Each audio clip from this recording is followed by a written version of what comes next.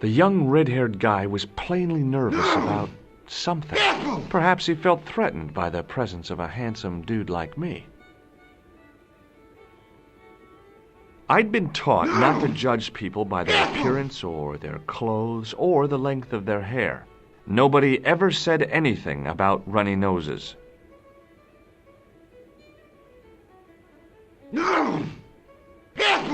It was an electric glass washer. It looked even older than the barman.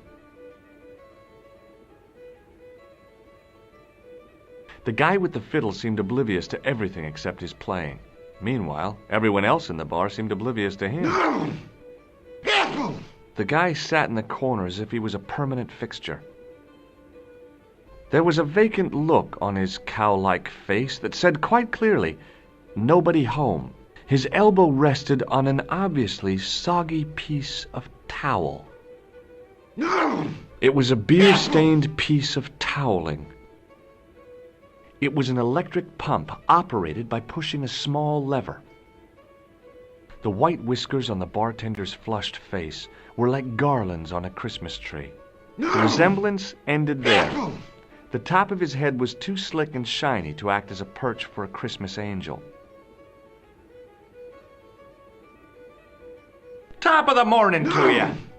I beg your pardon.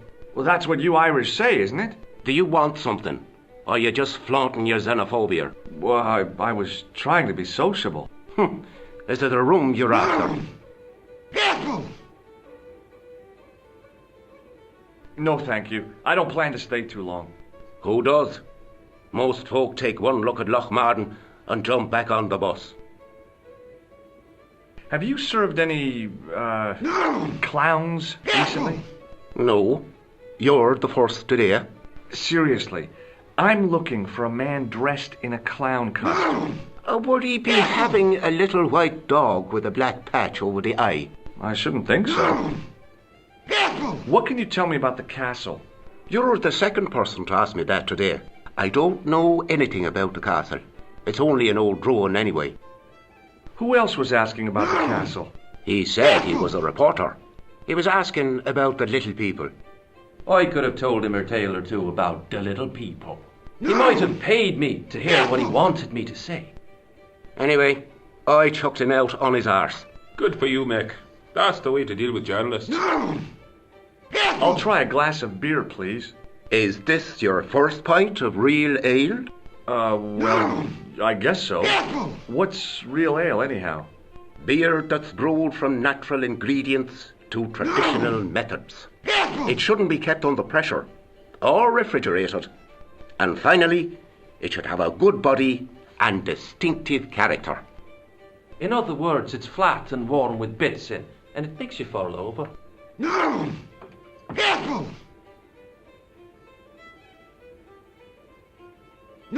Does this false nose mean anything to you? It's not Red Nose Day again, is it? I don't know. But this is part of a clown's costume. I know that. Good God Almighty. What do you take me for? Do you recognize this man? No, I don't. What do you want with him? I've got a score to settle. I don't want any trouble in the bar, mister. If it's a fight you're looking for, see Father Mahoney. A priest? A man of the cloth? Sure. And he teaches the boys how to box at the youth club. According to Mahoney, it develops character. Isn't that right, Pat? Didn't he teach you the art of pugilism? Doyle. Sorry, Michael. I was miles away. What did you say? Never mind. Do you recognize the name on this card? No. Should I? Nah, it was a long shot. Do you recognize this matchbook? No, sir. Does this tissue mean anything to you? That's disgusting. Uh-huh. I found it in the sewers. What's the idea of waving it around in my face? You're worse than old Ron. Put it away, man. Thanks.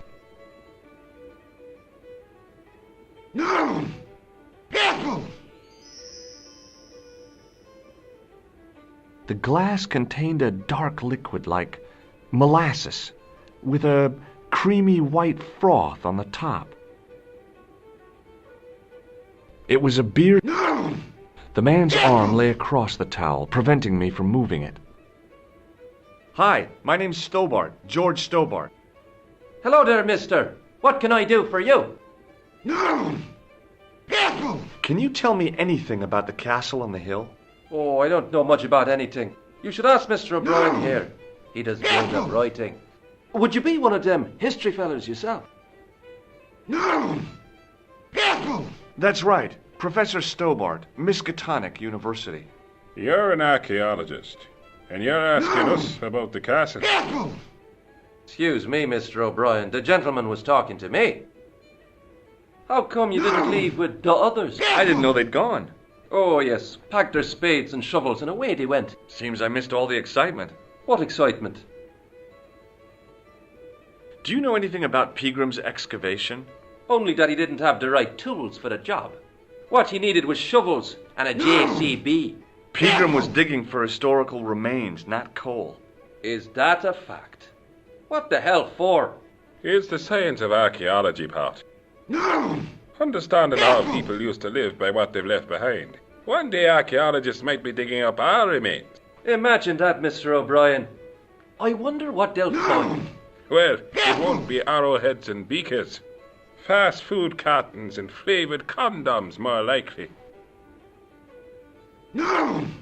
Is it true that Pegram found a valuable gem? What? First I heard of it. Where have you been, Pat?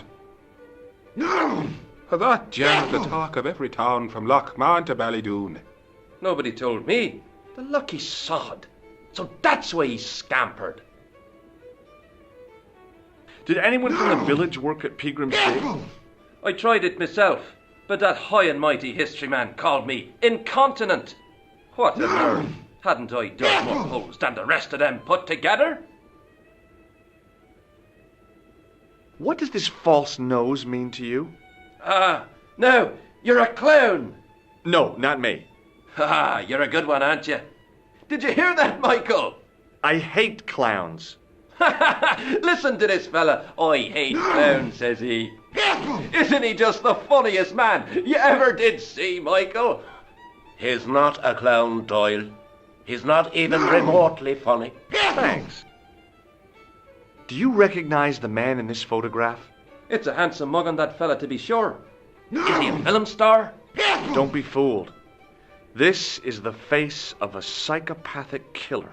No. Well, there's one in the eye for me and my men. Does this security pass mean anything to you?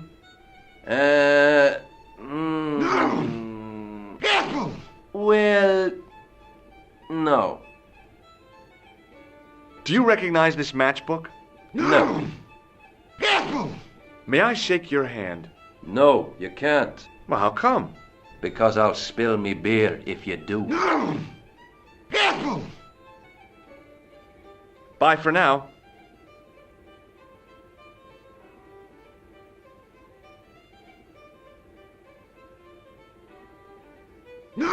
As the man raised his arm to drink, I snatched the towel away.